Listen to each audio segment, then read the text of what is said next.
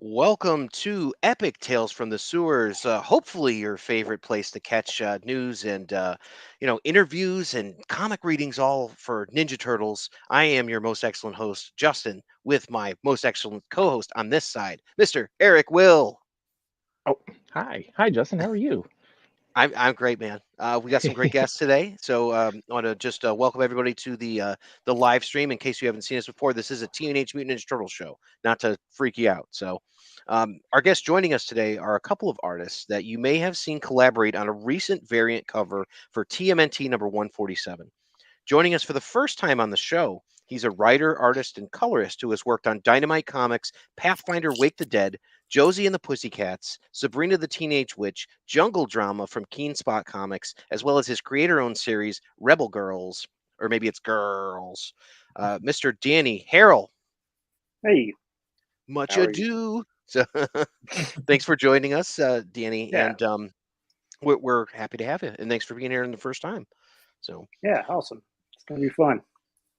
next up, making his third appearance on the podcast, he is the artist who holds the record for the most times mentioned on this show, the talented Viking warrior from the north who has brought us the art from the book Dodge and so many memorable covers from The Last Ronin. He is the former Granite State sketch-off champion and the current number one contender for said honor, Mr. Mike Ruth.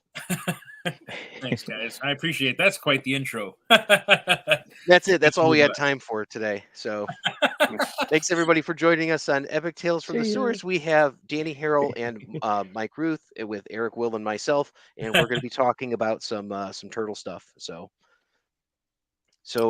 it's been a little while from Granite State, Mike. What have you been working on? Actually, yeah, it's just been a kind of a crazy whirlwind since Granite State. I've been working on Dodge art fulfillment. I've been working on just kind of tidying up the Kickstarter and that kind of stuff, and getting all those surveys out, and it's just all that stuff, all those invisible hours that add up. And I've been working on a couple of different projects. Yeah, Danny and I have had a couple of ideas about some properties we wanted to tackle. Obviously, last couple of years, Danny's been coloring some of my stuff. He's been does the most amazing clean flats on my work. It speeds up my process so much faster, so I can spend so much more time drawing, or it means that I can spend more time rendering the actual artwork because I know when I send it to Danny, it's in good hands.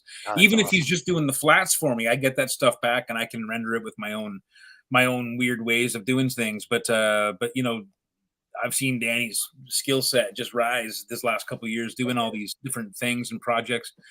Did a beautiful job coloring pages of Dodge that you'll get to see. He did the wraparound cover for last year's Dodge comic, Dodge issue 3. Yeah. And he colored the Pathfinder Wake the Dead cover, and it was just like that job would have taken me 2 days to flat, and Danny sent it to me in about, I think, 6 hours, and it was done.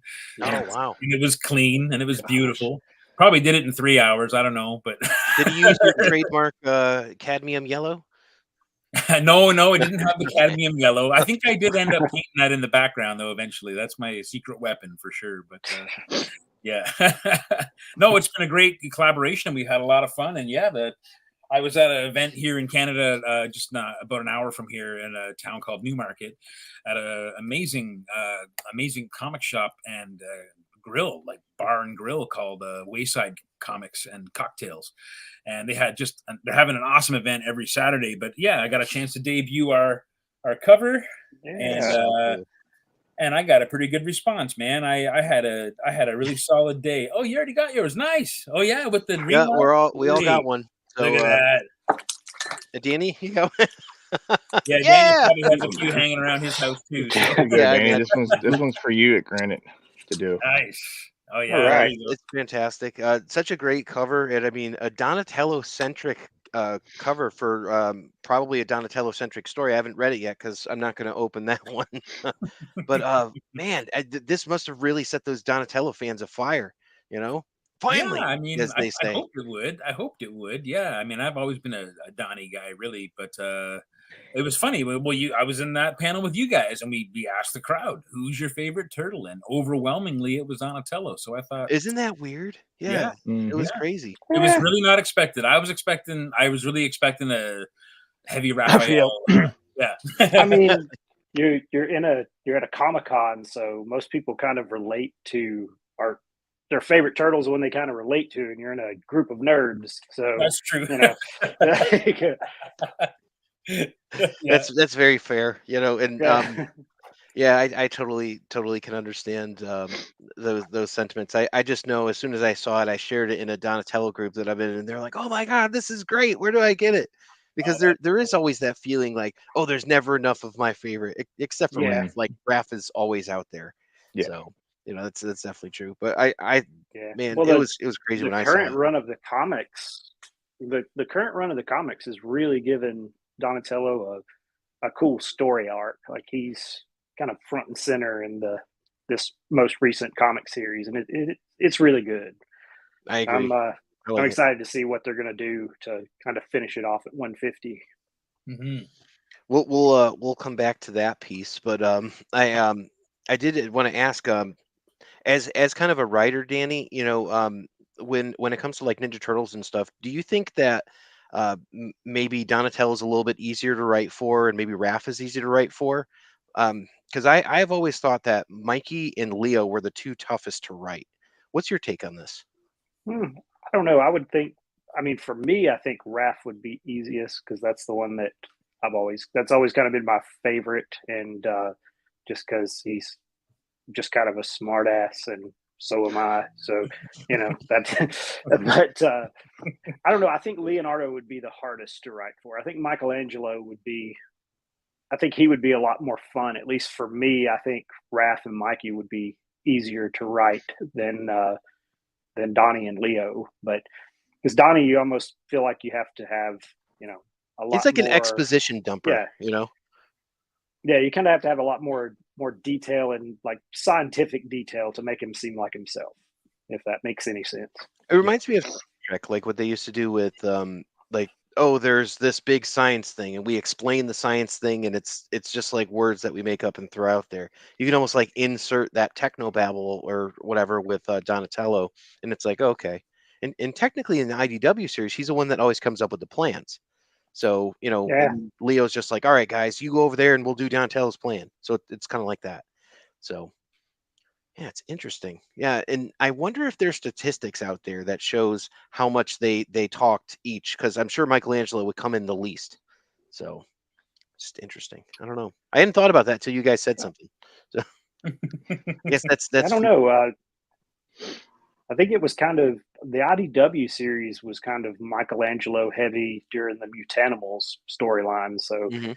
he was kind of around a lot more in that run than the other turtles. But yeah, it'd be interesting to see. I'm sure that someone on the internet has put together a word count for every issue or something. It's the internet. Yeah, Somebody's doing probably. something Yeah. all the time. Yeah.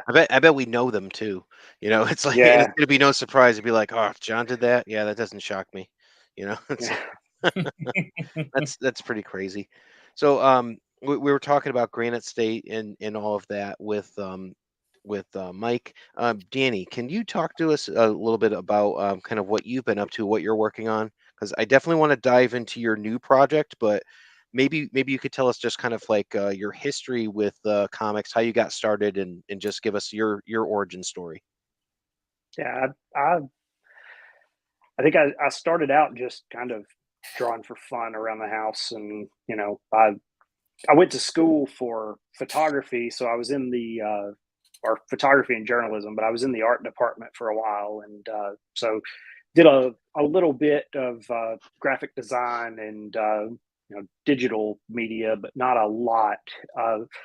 And probably in the last 3 years, I would say, I just started focusing more on. I wanted to learn to do more with digital art because it seemed like that's what everything was going to, and I just kind of fell in love with the coloring process, and kind of got fixated on that and wanted to learn more about coloring than anything else. But then I started thinking like I need to get something out into the world to help to drum up some other jobs. And so that's when I started writing Rebel Girls and put that script together. And originally, what started out as the first script that I wrote was just an idea that Mike and I had of just kind of a, fan fiction type thing to try and pitch to get a series, to get an issue of a series of a comic that we both liked. And so that was kind of my introduction into writing the comic, writing in the format of a comic script. And but then I decided I needed to get something out to try and get some work. So I wrote the first issue of Rebel Girls and started pitching it around, and started working with Robert Ahmad.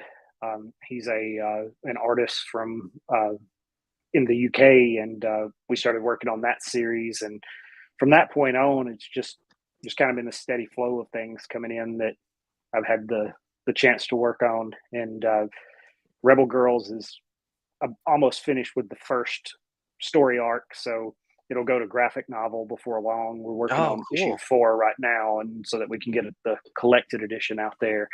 And that's been the goal for that series, was to tell a complete story. And I knew I wanted to do it in 4 issues. And so we're halfway through the 4th issue now. And after that, it'll come out. The 4th issue will be released, and then we'll start looking at doing a trade paperback or a hardcover. It may go to Kickstarter for the graphic novel. I haven't decided yet, but we may do that to help with some of the cost of producing a graphic novel. Yeah, I can imagine. It's cost of paper and binding and printers and all that kind of thing.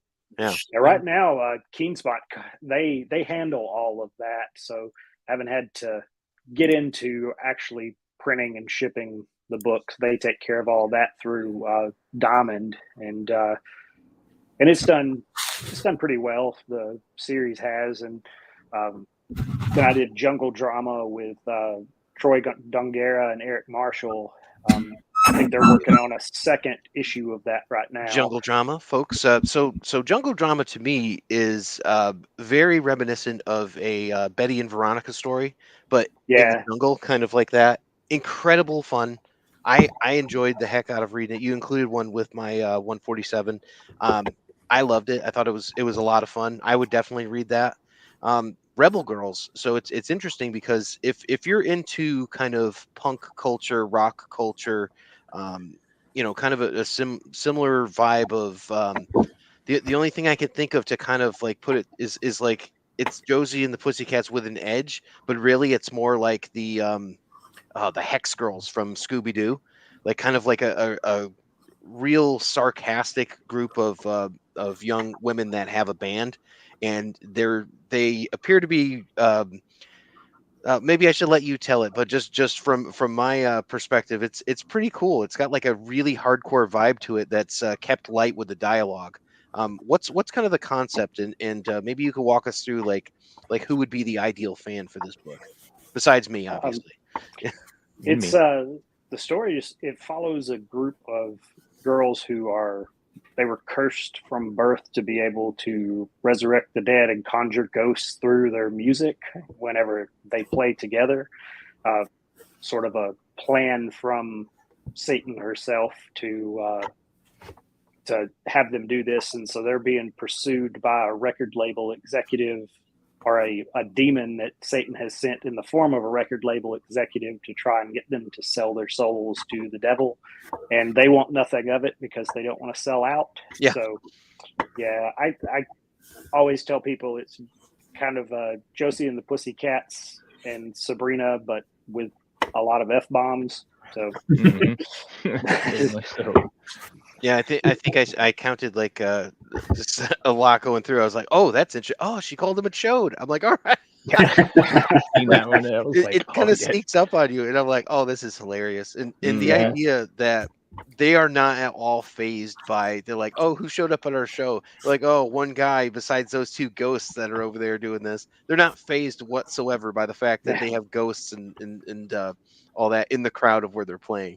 You know. Yeah, I didn't want to have the ghost be kind of something that they were fixated on, kind of just they've been seeing them all their lives, and so it's not a big thing to them, and could be to other people. In some of the later issues, there's more people like dying at shows because of the ghost and zombies and things, and yeah, but me and Robert, we have a lot of fun making the book. Yeah, I can see that. It's interesting too because it's got like some psychological layers to it as well, and I would definitely recommend it. I've read issues 1 and 2. I believe Same. Eric, you did as well. So, Yep. going through, I'm like, oh wow, you're actually getting into like this could work on a superficial level, like absolutely, and you could just keep it light. But then it's like, hey, there's some actual trauma going on here, and this tells you about the characters and why they are the way they are a little bit. And I was like, wow, I was not expecting that. Yeah. So it's pretty cool. Like I really enjoyed it. Yeah, it started out as just a way to try and tell some funny stories from the days that I spent playing music around the Southeast, and just the odd people that we ran into, and Yeah. odd stories that we had from shows, and then it just turned into what it is. It kind of morphs from just being kind of a comedy series to tell a few stories that I've been telling to friends for years about playing music in the South, and then it turned into a little bit more than that. And I wanted to have kind of the going to the crossroads to sell your soul to the devil type thing. But yeah, issue 4 will hopefully wrap up some of the storyline, and it opens things up to where if we get to keep doing the book, then for a volume 2, I have a few ideas for some one shots in between volume 1 and volume 2, but we'll see how that goes. It's a pricey book to produce, even with doing a lot of the work myself. I do the writing and coloring and lettering on it, and it costs a lot to make a comic. So yeah, we'll see how it goes whenever it goes to trade paperback, especially because that kind of opens you up to a lot more vendors, because you're opened up to some of the bigger box stores like Amazon and Target and Books A Million, places like that. So that makes sense. Yeah. And all the material is produced by the time you get to the graphic novel. So you've already got all the pages done. So lower overhead at that point because it's and all the work's done. The nice thing about having the graphic novel format too is that that's an easy sell. That's an entire story, and you can sell it for a reasonable price. And I think it's a beautiful thing. I mean, seeing this thing come together, I've had the great privilege of being able to sit quietly in the background cheering this on while it was happening, and like Danny touched on earlier, we had this other property that we wanted to pitch to, or we had a project in mind for it that we thought we'd even Kickstarter it, and if it was successful, then maybe the publisher in question wouldn't have the option to turn us down if it went well enough. But he ended up writing something that we at some point realized we could actually change it so that if it could just be an original character and it would still work. And Danny slapped this story together so quickly, but it was so complete. Even in its early rough stages, it was just a really fully developed story. And for a guy who just sat down and said, well, I'm going to try to write this, because we had this idea we were jamming out, and he just went at it. And then and I was like, holy shit, man, you wrote a whole comic book and it's really good. So it just kind of went from there, and now we are actually going to take that thing and develop something else. So I don't know. Yeah, we're not in a position where we can show or talk about anything yet, and we don't want to spoil it because, quite frankly, it's original and cool. And while it would have worked very well for the property that we had intentioned it for, it's going to work even better for us, I think. Yeah. So we'll have that coming out. Mike is. Oh, sorry. Go ahead, Danny. Yeah, we're going to work on that book together. Mike and I are, and then we'll see where it goes. But it's going to be a lot of fun. It's going to be. There's just a lot of sequences in it that I can't wait to see what Mike does with them. Yeah, it's going to be fun. Lots of cool visuals, and I'm looking forward to what's very often my favorite part of the project, which is the character design and cool. and all that kind of stuff. I love that, and we want to, I got some ideas in my head, but it's one of those things where it's like I see it, but I see it in that same way that when you're looking at a lump of clay, you can see what it might become. But I'm seeing it a little bit more clearer each day. I just haven't had the time to sit down and get the wheels under me to do it, just because there's been a lot of stuff going on. But yeah, and we got you guys saw that teaser the other day. I mean, if you haven't guessed what it is, that's okay. Nothing, no judgment. It's going to be pretty cool though, and hopefully we're going to get to reveal that soon. Some other guys have already had a chance to reveal those. I'm not sure why, but we were told explicitly, there's going to be a nice reveal from the publisher of all the different variant covers, and that we'd be allowed to share a teaser if we wanted to. I think Danny selected a perfect crop mark to tease. I did see that. I did catch that. I just want to point out, Old Yeller? It's Old Yeller. Yeah, that's just they cannot confirm nor deny. Because of the mouse. It does have the word "dick" in the title. It does. It does. Yeah. Yeah. It's in the title. So yeah, that was what my first idea for a tease was, just to crop the logo to where it just said "dick" and that be our tease. But then we decided to go a different route. Well, that's great. Mike, why don't you tell us what you're drawing? Because I can see it, but for the listeners, let them know. Oh yeah, I'm just I've got a copy of this this sketchbook that I made, which some of you guys have. I think all you guys have one. Oh, definitely. And this is the blue version of it, which is the convention version, which just had a little sketch window on the back. And it is Savage Sword of Sunday today, so I thought I would. I'm on a Turtles podcast. It's not the appropriate place to draw Conan, but I'm gonna kind of meet it halfway somewhere. It kind of looks like the main cover of Conan the Barbarian, the film. Yeah, yeah, or Destroyer maybe. Yeah, he's got the Destroyer headband on, but oh yeah, yep. So yeah, I just wanted to go back to 147 for a second because like I just want to say, like, Danny colored this whole thing. The only elements that I really added to it were just some of the things that I do for transparencies to get glass. So there's different ways to do things like glass effects and see-through effects. But man, like, we were working on this together, and Danny, I was going to show you guys. This is actually a really cool little artifact, which you guys might appreciate. All of the projects that I've worked on with Danny so far, and the stuff that I've worked on for the Turtles Palladium game, the role-playing game and stuff, is all in this little thumb book, little sketches, little things.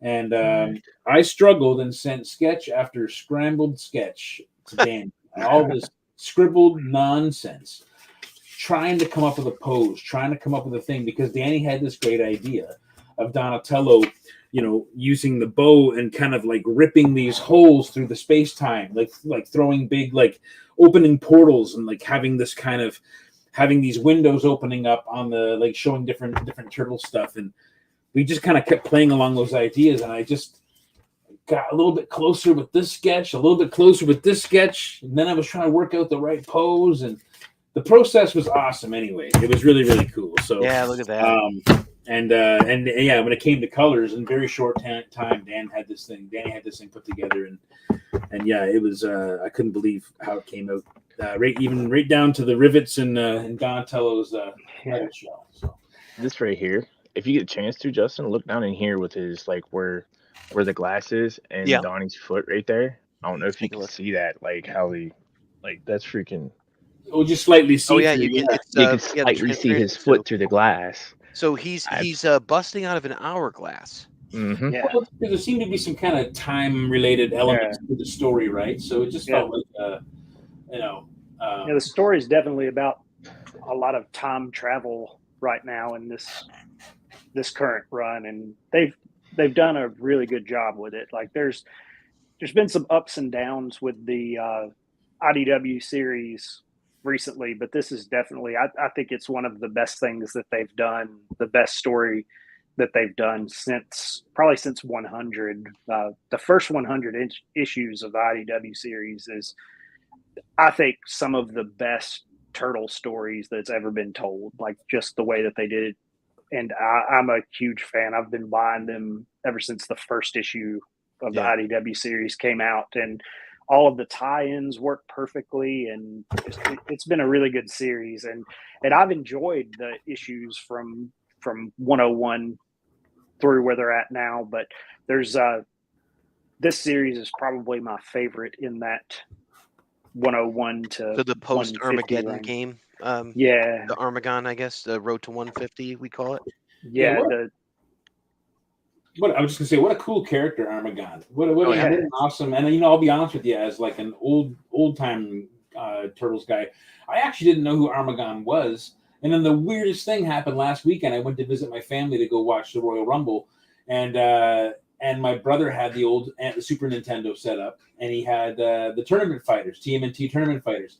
And isn't Armagon a shark man in that game, like a Street Fighter style game? I was like, this is crazy, because he's a cool character. And you're like, I've got to draw that guy. Yes, I've got to draw that guy eventually. So yeah, they've done the design. The design of him in this current story is really cool too. Just where he's almost like he's just red energy with a bunch of turbines and tubes and wires and like. Oh yeah, it's really cool the way that they've done it, and really monstrous and crazy looking. Yep. Yeah, like I remembered him from watching some of the 2012 series where Ron Perlman voiced the character, and then he was just like a space bounty hunter, and I always thought it was funny that he was a shark wearing a metal shark exterior suit. He was like a shark in a shark, and it was such a weird design. He could fly in space, I think, because of that. It was. But if anyone doesn't know just what they're talking about, like the cool part of this whole arc is that there's a shark that exists because it was a megalodon from prehistory. And Donatello opens a portal. The megalodon attacks at that point, gets stuck in the portal, and heads through some sort of time thing, mutates it, makes it into this huge monster. So essentially, creating the creature that will become Armagon, who is going to bring about the end of the world, all created by Donatello. And there's big problems because of this. So this is a big deal. And the shark is traveling through, it's jumping from one time stream to the next so that it can collect all of this like space technology from the Null Corporation, the Red Devil Lady. Like, and so they've kind of tied back into that. And those were some kind of cool storylines with Null and I can't remember the snake, the cobra that works with her. I can't remember her name. And the other one, the scorpion. I can't remember them either. So, so some of the listeners would know. I imagine. I just can't pull them up. But they were mainly featured from the TMNT Universe series. Yeah, which kind of focused on a lot of that, and it's very, very cool stuff. And I'm with you. I enjoy it. I love reading these books. And it's great too, because you go to the store maybe about 2 months ago and there'd be 4 Turtles books, Saturday Morning Adventures, Lost Years. You've got IDW series and Asagi Ojimbo and the Street Fighter crossover. You're like, wow, this is the heyday, guys. It's it's definitely a good time to be a Turtles fan for sure. Yeah, I mean, the 40th anniversary is popping up here soon. I mean, So earlier today, I was filing away or putting some stuff in some boxes, the newer TMNT series that I'd gotten out just kind of for some references for the cover that Mike and I are working on now. And I came across this in one of the boxes. It's a Teenage Mutant Hero Turtles. Cool. Yeah, it's a German Ninja Turtles book. I don't know where. Biohazard high? Yeah, I don't know. I can't remember where I got this. I've had it for probably like 25 years, but Wow. yeah, It's from the UK, it looks like. So. yeah, it's from Germany. Oh wow. Okay. Yeah, it's a German version. Yeah. That's awesome. Yeah, I don't know where I found that. I found it in a box at some comic shop at some point. But yeah, I found that one, and then I also found this. This is like one of my favorite covers. Was the issue 70 of the Mirage series. Oh this man, is, that's wicked.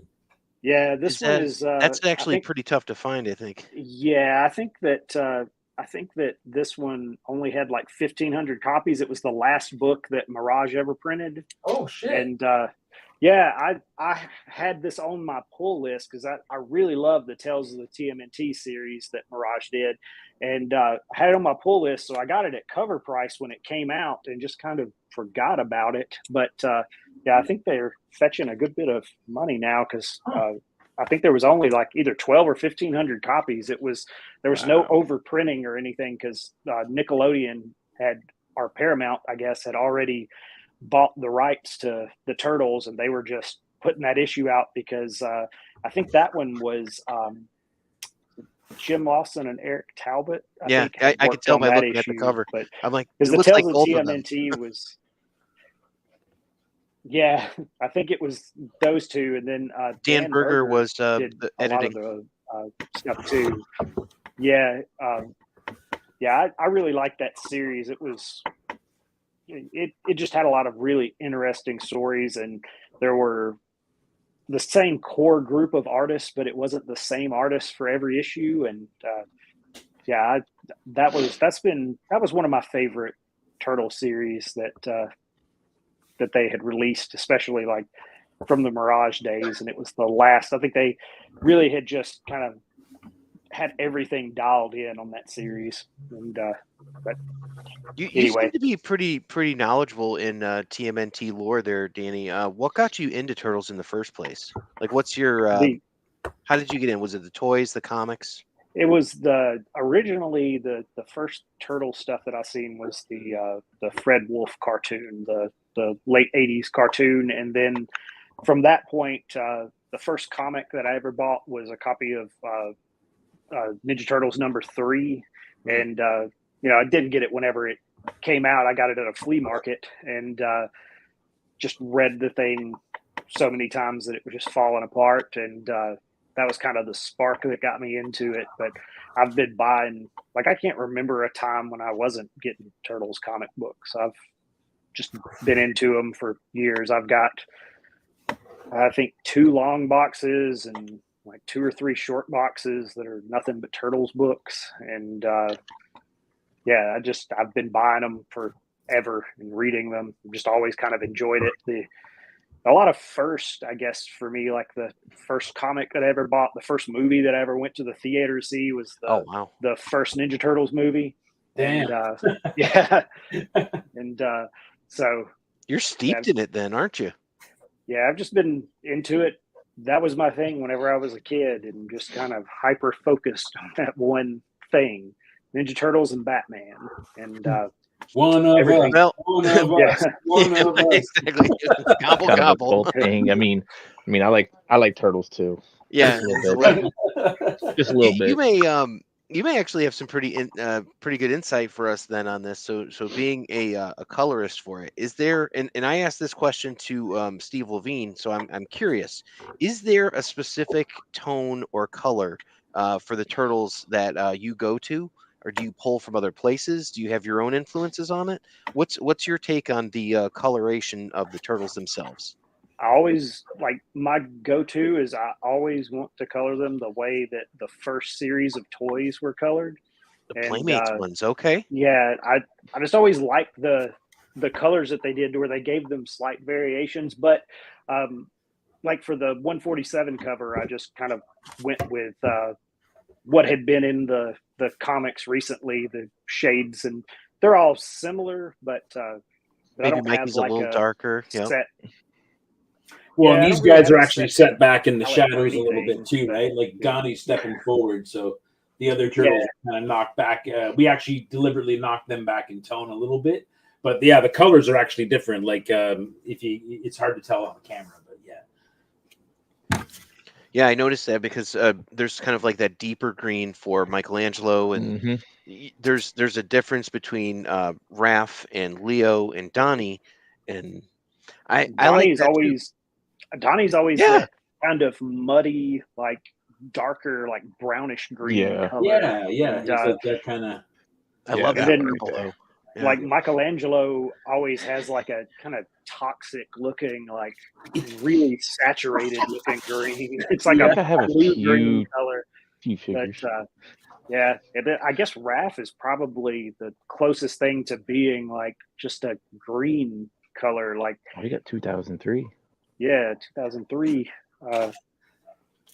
Yeah, I've got some of the 2003 and 2012 figures. I'm giving them to my kids to play with now. Oh yeah. But I've got in the attic. I've got the either 12 or 14 inch that they did the re-release of in 2003.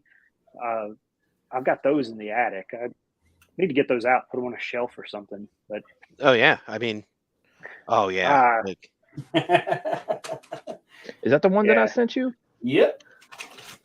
They all live here by the desk. All of them do. I got some weird ones too, man. I'm always tempted every time we go to Target. They've got the black and white Usagi, the NECA figure, and I'm always tempted to get that, but it's like $45. And Yeah, it's a nice figure though. I know which one you mean. I've seen that one. Yeah. I wanted to get the black and red Last Ronin variant figure. I thought that. Yeah, I've got that one. Have you? Yeah, that one's really cool. Yeah, I picked that one up. I've got that one, and I've got the armored version of the regular Last Ronin figure. I don't have the unarmored one, but I kind of want to get the Raphael and the Karai. But oh, I'm let probably me. going to get any more one. of the So this is my newest one. I'll show you guys. The Raphael is right here. Oh yeah, This that's is awesome. Nice. I was posting about this. It's all Ben Bishop design. It's incredibly detailed. The face, I don't know if you could see the face there. The hands, the feet, everything, like the wraps for the legs. This is one of the best. Yeah, the size are great. Actually kind of looks like the size that you draw, Mike. So, but you know, because they're long. NECA makes just fantastic figures. So I've good. gotten my 8-year-old a few years ago. He was really into Gremlins, and for Christmas, that's all he wanted was Gremlin stuff. And the only thing I could find was the NECA figures, and I got him some of those, and they're so just incredibly detailed down to every last little small detail. Like they're really nice figures, and I've gotten one of their Alien figures as well. But always want to get the Super 7 Ultimates whenever they you should do those. But yeah, every time that they have a Turtles or a Conan, I always think about it. But I have so much Super 7 stuff. I buy the Super 7 reaction figures. That's my, when it comes to toy collecting, that's what I end up going after is the 3-inch or 3.75 inch Super 7. And they're actually doing they've got Conan figures coming out soon. So oh my god. Gonna have to get those. And but I pretty much there's some of the music figures that I get, and then whenever they have something like Conan or anything that they do with Phantom Star Killer, I'll buy one of those, or any of like the Healy made stuff. Yeah, the Cliff Burton's cool. Oh, that's cool. I've been buying. They've got some really cool Motorhead figures. Like they've got Lemmy, and then they've got some of the cover art that they've turned into figures, and like the engine. I've got this one here, man. A fan brought me this in Toronto. Blew my mind when I got this one, man. Yeah, those are awesome. The War Pig, man. I love it. It's so great.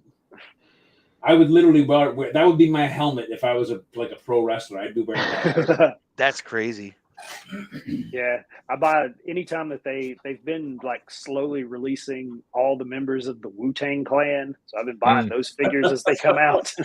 And yeah, they've only done 3 so far, but they've done a few different versions of ODB, and then a couple of different versions of RZA's character. His is like Bobby Digital, and then they did Ghostface Killer recently. And but yeah, those 375 figures they're just a lot of fun to collect. And I've got some of the turtle stuff that they've done with those, but by the time I started collecting them, there was so much of the turtle stuff out there. I was like, yeah, I'll never be able to afford to catch up. But yeah, there's actually too much.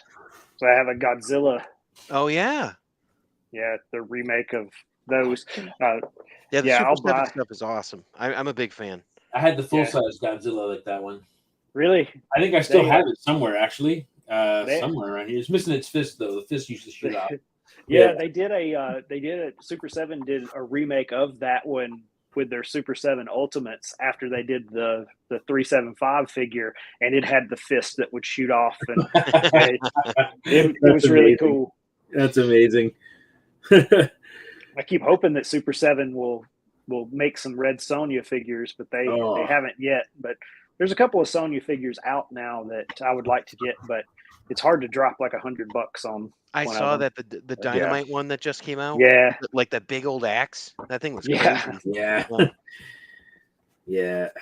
I wish I had. I could see that April O'Neil as Red Sonja. You know? Yeah, I saw that. Right. Somebody actually made one. Like, where did I see? I think I saw it on Facebook on one of the turtle groups that somebody had been sculpting a barbarian April, and it just looked like April as Red Sonja. Yeah, it was it in Party Wagon? Hang on, let me go check on IDW because I know the guy posted in IDW and it was like a Mystique type thing. You guys seen the Masters of the Universe turtle stuff? We have, yes. Yeah, absolutely. They had the one that was it was a Mouser crossed with one of the Horde figures. They had one of those at Target yesterday. Yeah. Oh damn! Yeah, that's basically a Red Sonja action figure. Wow. Yeah. Yeah, that's pretty cool. Nice. That's it. It's just as many books out there as action figures now. And we 2 episodes ago we were talking with Gary Dolan from the Party Wagon and from Bull Airs, and we were talking with some other guests, and they had talked about, everybody talks about their favorite action figure, and I mean, so many of them, it's like NECA and Super 7, and most of us went with our favorite of the year was a Super 7 figure. And I think they picked the Super 7 Space Age Raph, which was a remake of that action figure. And I picked the Sewer Surfing Mikey, which I think is one of the coolest figures. And I'm not a Mikey guy, but that is like one of the best figures I think ever. Yeah, I really wanted that Party Wagon that Super 7 did. Ooh, yeah. The one that was like $600, but man, it looks so awesome in person, like, or in the videos whenever they were showing it, like it was so detailed. But yeah, anything with the turtle van or bus, like I think I always say that the issue 3 of Ninja Turtles was kind of the spark that got me into TMNT, but I think it was also the spark that got me into VW buses. So nice. Yeah, it's another. I have 3, but yeah, that's crazy. One of them is a future project, but one of them is it's got a patinaed exterior, but it's basically a brand new car up under the bottom, and then another has been a project that's going to be my retirement project. I've got almost all the metal work finished on it, but it's going to be it's a palm green, sand green bus. So I want to take a few different things and have different Turtles artists like do sketches on like maybe the sun visors or the fresh air box that's above the cab. There's a piece of just flat metal that can be taken off, and I think it would be cool to get some stuff like that. Just can you share with us who you would ask for this project? Just anybody that I could like. It would be cool to take something like that to Granite and just get a bunch of people to sign it. Who would want to be a part of that too? You know? Yeah, exactly. Yeah, that screams Steve Levine to me, by the way. So like, it's like he'd be like, "Yeah, man." But yeah, once I get some of the stuff with like the pieces of metal and everything, I want to wait until the bus is finished and painted before I do anything like that. But you know, there are some little things that could be, I guess, shipped up there. I wouldn't be able to bring them on a plane with me because they'd be like, "What are you doing with a sun visor from a bus with a metal rod in it?" Well, you guys all saw Dungeon Rob's gigantic check. Yes. Yep. Yeah. With all the sketches on it. It's a pretty cool thing to see it all rolled out and all that. Yeah. Yeah, I think this would be great to see something like that and to get it. That sounds awesome. Yeah, that would be a lot of fun. That sounds super cool. That's been the plan. I've been working on my remarks too, by the way, at work. So. Oh, that's what you're doing, Eric? Well, I see, like at work, like we had to put like our name on our drink and stuff, so that way they don't throw it away. So usually I have like my little container that has just turtles on it, and then sometimes I'll get like water, and then I'll just put like a turtle head on it, and everybody knows that's mine because obviously I love turtles. So everybody knows that it's mine. So I've been working on my turtle head remark game. You know what I'm saying? Yeah, that I always have random sheets of paper at work. Anytime I'm on a conference call or anything, like I can't focus if I'm just sitting there and listening and talking. So I'm just it's almost like nervous energy, just sketching on Post-it notes and backs of paper. And yeah, pretty much every time we get off a conference call, there'll be somebody in the office like, "What were you drawing this time?" Like, Rebel Girls. I drew Conan. Sorry. That's awesome. That's crazy. So going back, so you're obviously a really big Godzilla fan, and you're obviously a really big Godzilla fan. When's the pitch to IDW where you guys can do a Turtles Godzilla crossover? That would be fun. Yeah, I'm going for it, bro. How about a Conan and Turtles? Well, Yeah. I mean, Leo. A barbarian. A barbarian turtle state could be fun. Yeah. Trapped in time or something like that. I'm really curious to see what's going to happen with the new, the new relaunch and stuff. I'm curious. Yeah. It's exciting. Yeah, and I think that our 147 cover, it had something to do with this relaunch because we put a shard of glass in the shape of Alabama, and the next thing you know, they're hiring Jason Aaron. So that's it. That's it. All of the turtles have been scalped. So did you guys notice that on the 147 in the bottom left corner? I remember that you mentioned something about it. That standout. Oh, look at that! Yeah, the shape of Alabama. So, jeez. Any closer, it could have bit me. I wanted to give him a little spot to sign his name, and then there's a corresponding spot on the right for me to sign my name, and then we each had a window to do a little remark in as well. So they've been fun, man. They've been fun.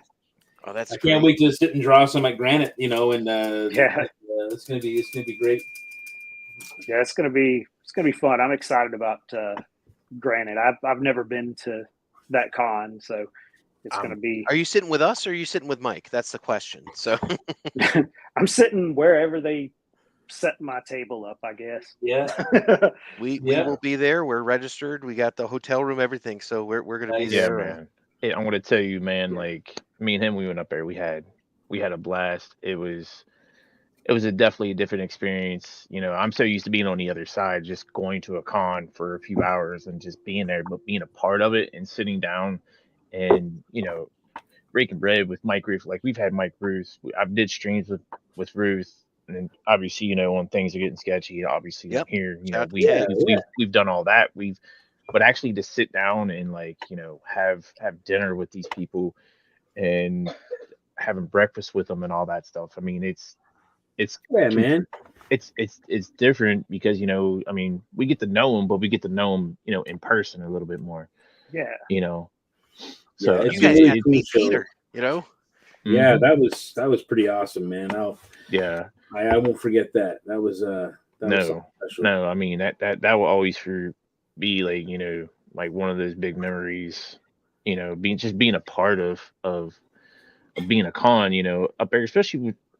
I mean, we got to sit down next to Steve Levine and and his wife and stuff, and talk to them and Freddie Williams. I mean, Yep. Like We saw Anson Williams and Ralph Malph over in the corner having dinner. yeah, I mean, it's just It was like, a surreal Happy Days sort of experience. That's awesome. true.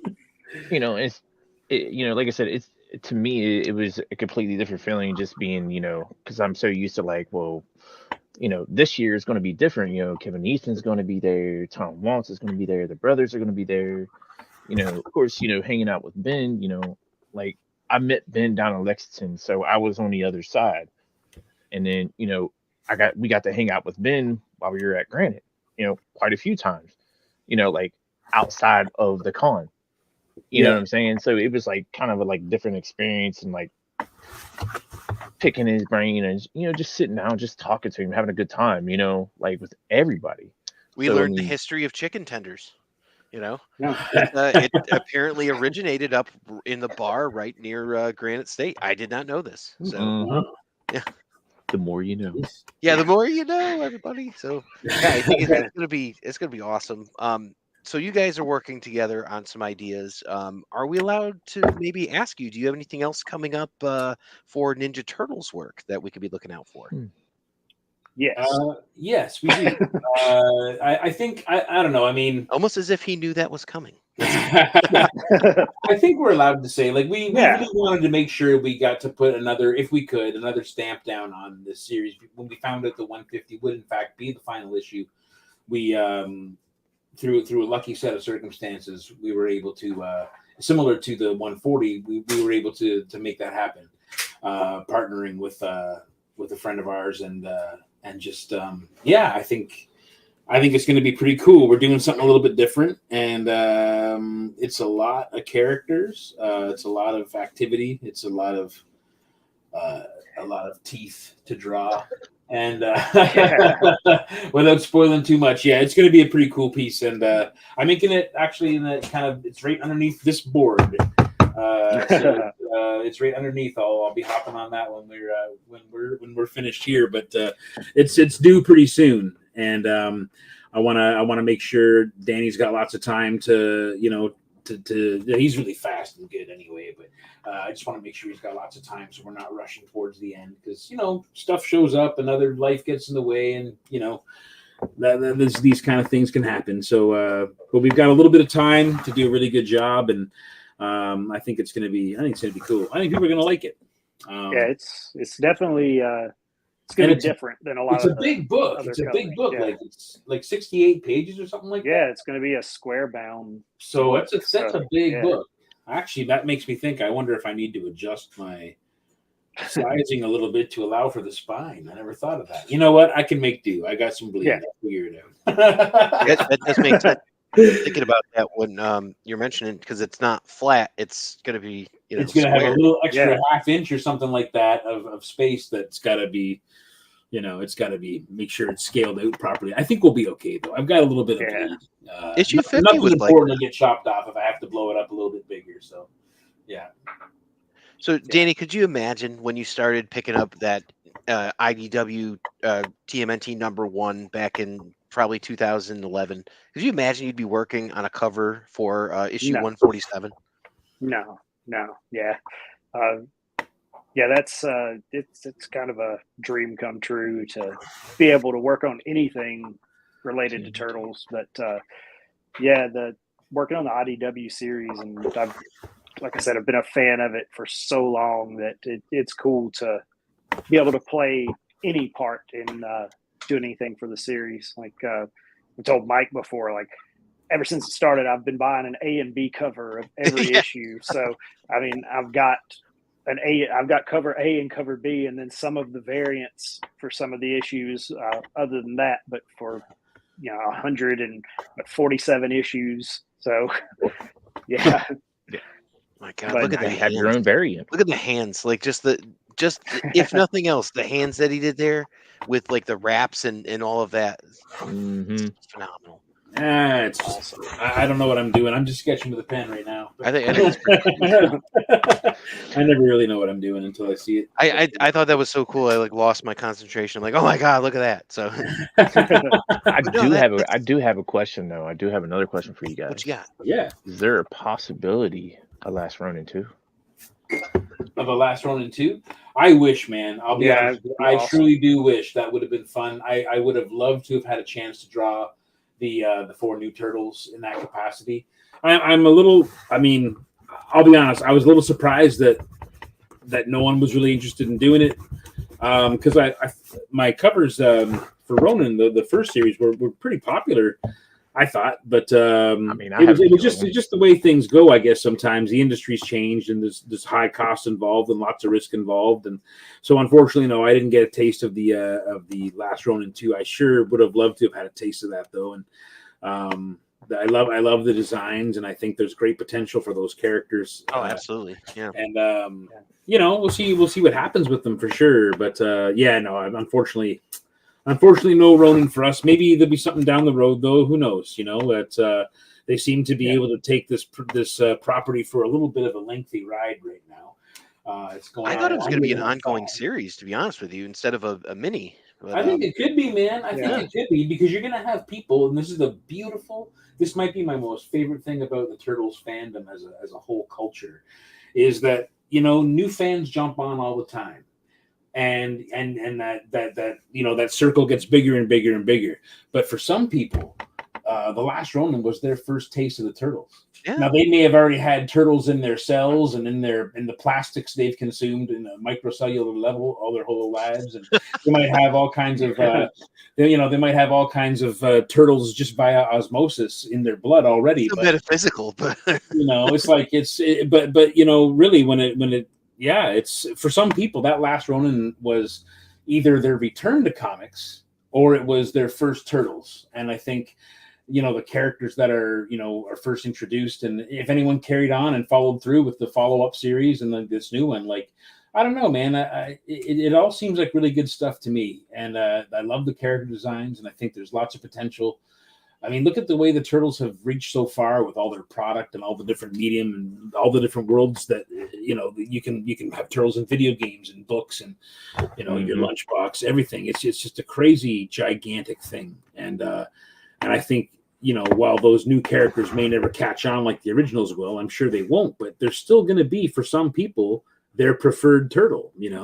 Culture and things change, times change, and people's tastes change, and I think that maybe the design of them, maybe it is more representative in some ways of what the current fans want, or what the younger fans want. Maybe, I don't know. I'm an old fan. It's hard for me to judge, but there seems to be enough to warrant all these new Turtles and the Last Ronin things coming, and to keep on continuing. And I think more Turtles is always a good thing, right? So I agree. Yeah.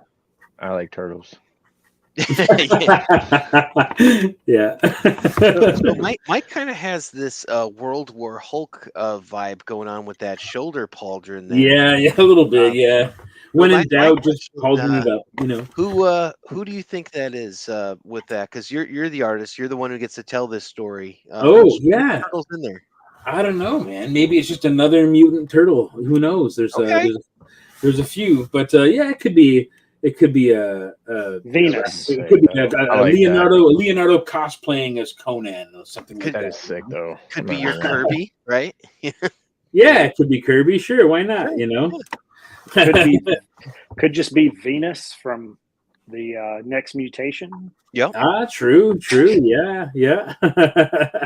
She's an interesting character too. She's something. This new one's awesome. Bonnie, aka Venus. Yeah. That definitely subverted a lot of expectations that people would have. Like, oh, this is just a turtle. It'd be like, no, actually, she's part mutant frog, part turtle, all of this stuff mixed in together, and she has Donnie's old shell. What? What? How does that work? And then people are like, oh, I hate this new series. I'm like, are you serious? Have you read it? This is crazy. Yeah. Did Donnie upgraded his shell, I guess, and gave one to Venus? Is that what's up? Or there's a whole thing on that. Yeah. Yeah. See, my wife, when she crocheted, like this blanket right here that I have, it's turtle themed. So nice. She wanted to stop, dude. So she wanted to include all the other turtle characters in here. So of course she did like Jenica and Venus. and I can't think of the pink. Lita. Yes. Yeah. So she wanted to Oh. include all the turtles into this blanket here. Of course, the turtle shell, brown, the light brown, and all that other stuff. But she wanted to include all the turtles in that, that have been like in the comic books. Jenica's, Venus, all of them. So That's super cool. yeah, my wife, she crochets like this blanket right here. This big one is like almost like a king size, and Oh, it's wow. turtle themed. And I Oh, got like a wow. bunch of other ones that are turtle themed that she's crocheted for me, and it's absolutely insane. Like I got one that's like green and yellow with the brown around it, and it represents like the turtles front shell and green. So Oh, that's sweet, man. Man, look at this. This could be like the Halloween cover, like something that's so cool. maybe he's I going to a wanted to Comic-Con. Who knows? kind of bring us back here just to kind of what we normally go into, and we've yet to and we're coming up on the hour mark here. Danny, we haven't asked you about one of the very important things on the show is about pizza, because we're big fans of pizza. We're Turtles fans and all that, so we like to ask, what are you putting on a pizza if you order it? What's your ideal toppings? Wow, lots of meat. Yeah, we've got a restaurant. We've got a restaurant here in town that makes some really different pizzas, and they've got a few that they've got like a pulled pork pizza that's pretty awesome. And then they've got like a Philly cheesesteak, and then they've got one that they call the 256, which is our area code, but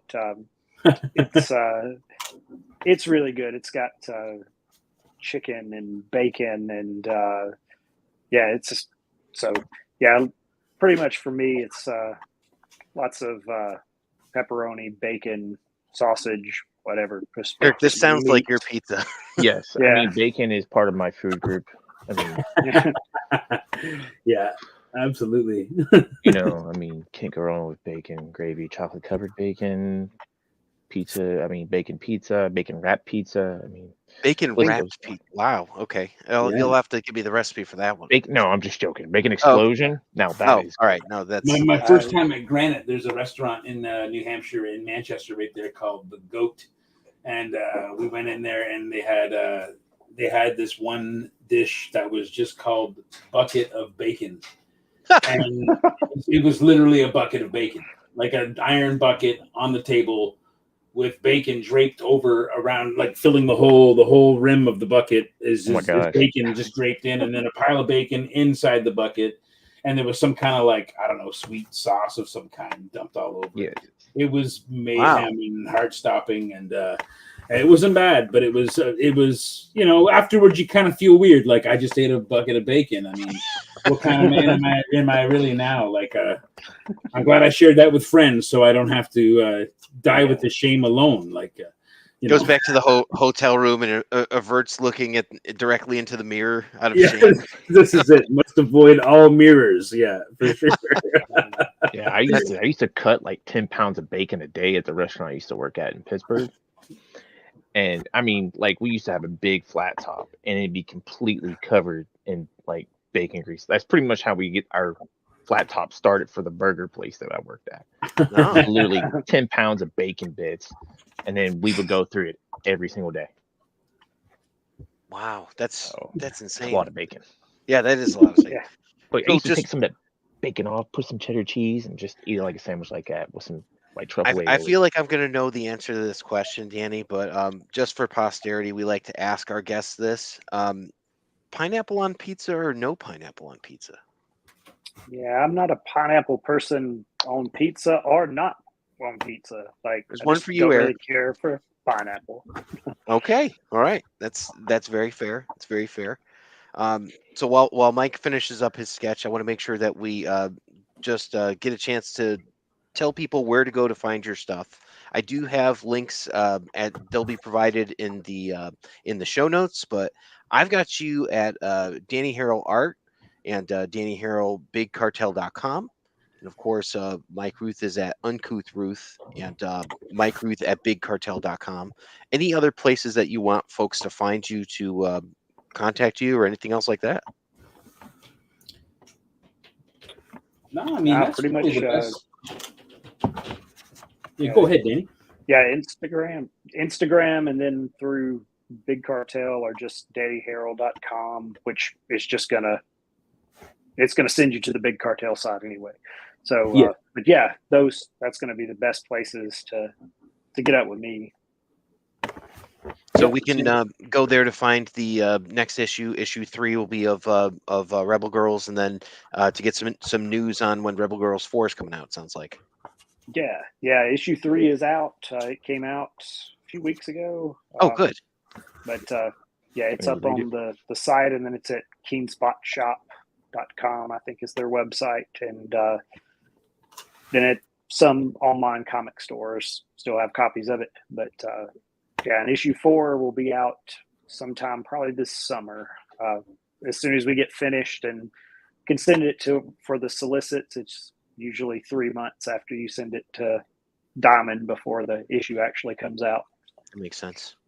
And about pre-ordering a copy of 150 when it's all said and done, will that be the best way to go about it? Is to go to your guys' websites? Yeah, pretty much. Yeah. And if you know me, on Facebook or Instagram, you can message me that way as well. I don't mind, and you can also message me right through the shop or Danny.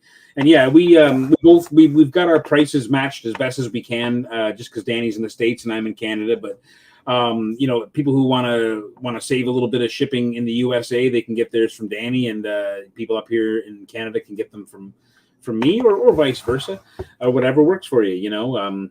But Danny's got other awesome stuff in his shop, like his other books, and we're gonna have some more stuff soon. We're gonna have something really special to show off, and it's in very, very limited supply. This next thing that you guys are gonna see from us is in very limited supply, and it's gonna be a very rare thing. I'm gonna make sure I keep a copy myself because I don't think they're too long, because I think it's going to be cool. Where we both kind of took ourselves by surprise by it, and Danny 100% did the color on this one, and it's really, I think, a special cover. Really different, something different. I haven't done something like this. It's a little bit different for me, and it's using characters that I've always liked. That they've always kind of been around in my life in a way, one way or another. So yeah, I think it's going to be fun. That's great. And I would like to also point out that Mike does have some awesome T-shirts available. You can see them currently on Eric and myself. You can't see that if you're listening to the audio, but Eric and I I'm wearing the black version of the T-shirt. He's got kind of like the grayish charcoal version.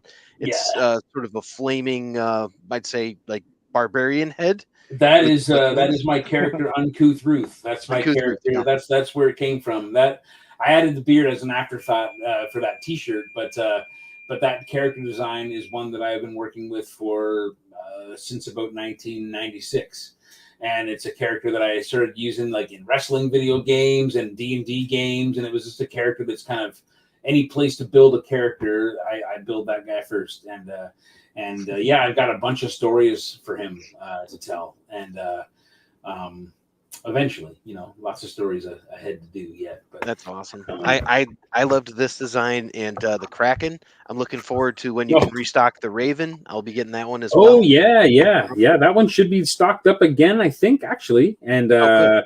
We want to have some more T-shirts. My wife and I had a brilliant idea for a T-shirt yesterday, just walking around. And we both started laughing our heads off, and I don't want to spoil what it is because it's really funny, but we thought it was funny. People might just be like, what? But we're going to make a T-shirt with that too, and it'll be fun. We got a couple of cool ideas. I want to definitely – it was really cool yesterday because we were debuting the 147 at that shop, but Erica was also debuting a bunch of her prints. Cool. Because my wife's like a brilliant illustrator as well as a jeweler and a designer and a copywriter and a dancer and all these other things that she does. But her prints were kind of a hit yesterday. So I'd like to do a variant cover with Erica sometime. Actually, I think Erica would do a pretty neat take on the two. That would be awesome. She actually did a variant cover for Aftershock with me ages ago for the comic book. They only printed 75 copies of it too, and it's super hard to find. It was for the comic book way back. It was a Justin Jordan comic. And I did a variant cover, and Erica did a super weird limited edition one. And she was like, it was just a job, whatever. Like, it was a big deal. I spent 20 years trying to find work in comics, and she just walks in on her first day, does a cover, and it's like, yeah, her calendars are the best. Thank you. I saw that comment. Yeah, her calendars are wicked. And she's honestly been up kind of sad this year because she's had so much work to do with her other stuff that she wasn't able to do calendars this year. It's the first year she's missed in about 5 or 6 years. I know it bugs her, but she's got a bunch of cool new designs in mind, and she's been doing these prints in the meantime. So you'll be able to go to her site pretty soon and get prints as well. They come little matted prints. They're beautiful. They come with a little mat, and they're all wrapped up nice. And some come with a poem. And yeah, it's just going to be a really cool thing. We're branching out a little bit to try some stuff with our art and you know, be in control of our situation a little bit better. You know, it's been a weird year. We've had lots of cool jobs. I've had the opportunity to work on a lot of cool projects, but the unfortunate side effect of being in this business is not everyone wants to pay you in any kind of expedient manner. Yeah. And you know, I'm still waiting for pay on things that I've done, like, you know, months ago, and it makes it a tricky way to move forward. But yeah, especially when you want to start doing variant covers and you're fronting all the time and cost yourself, you know, I wouldn't be able to do these things without Danny. And I think we got some pretty cool stuff that people are going to love coming out in the next little while. I like working with him. It's been going easy. He makes my job of finishing artwork, and you know, he brings a lot of life to what I do. And I think it's a pretty good matchup of stuff. So we got some stuff. You guys killed it on that 147. So I'm looking forward to the 150. Yeah, you guys are like a well-oiled machine. Just saying. I appreciate that, man. Thanks, dude. That's great. Thank you to the listeners and commenters. I saw it on their last ones were just from Facebook user. Can't see who you are, but thank you very much. Hi. Sorry, we can't see your name, but thanks everybody. Thanks for watching. Thanks for listening. Make sure that you check out and support the artists that you like, right? So you can check out their websites. I'll say them again: DannyHarrellArt.com, Danny Harrell at .bigcartel.com, uncouthruth.com. Those are on Instagram, and it's MikeRooth.bigcartel.com. So that's right. Yep. You can check us out, epictalesfromthesewers.com, to check out old episodes. If you like The Last Ronin, you can listen to our Last Ronin episode where we actually read through with voice characterizations. So no kidding. Yeah, absolutely. I do all the voices, so you can check that out. Eric and I, we talk about video games, we talk about pizza, all kinds of great stuff with wonderful guests like these two guys. Go back and check out those episodes too. epictalesfromthesewers.com. Eric, you got anything to close us out here? No, it's always just a pleasure sitting down talking to our guests and all that stuff. You know, especially my buddy Mike Rooth and new buddy Danny over here too. So Yeah. You know, we got to get Danny one of these shirts so he doesn't look out of place. That's good. Maybe Danny and I have a couple of shirts. Who knows? Granite's in September. Yep. And depending on how the next few months go with the different projects we have in mind, you know, you might see a little sneak peek at the thing that we're working on at Granite. And if we're gonna have a sneak peek, we might as well have some cool swag too. So yeah. Absolutely. We'll figure out something. We're gonna have some cool stuff at Granite. Granite might be one of the only shows, unfortunately, in the U.S. that I do next year. I might be doing Rose City in Oregon, as well, in Portland, Oregon. But I will be I'll definitely be at Granite. Granite's one. I'm hoping Erica can come with me this time. But if she can't, we're still gonna. It's the 40th anniversary, man. You know, just getting to hang out for 5 or 10 minutes with Steve Levine, like, was just so awesome. And then to have him walk Peter to my table after everything was just like, I can't even tell you guys, man. It was hard to see the edges of that. It was so awesome and big for me. Having a conversation about how him and Peter and Ryan Brown and all that were playing Mother by Danzig with Steve singing it put a visual into my head that I just and now I'm like, I need to get this man a microphone. You know, man, it was the greatest. Awesome. You know, and it's like I never would have known that. I never would have had that experience if we weren't, like there doing it. And I mean, I highly urge any listeners get to Granite State Comic-Con in Manchester, New Hampshire. At I think the 25th or 26th or something of September or anything, Something like 2024. Check it out. Yeah. But with that, we'll let you go. For all the listeners, we'll be back with a pizza recipe. For everyone watching on YouTube, thank you very much, and we'll catch you next time. Bye, everybody. Thank you. Yeah.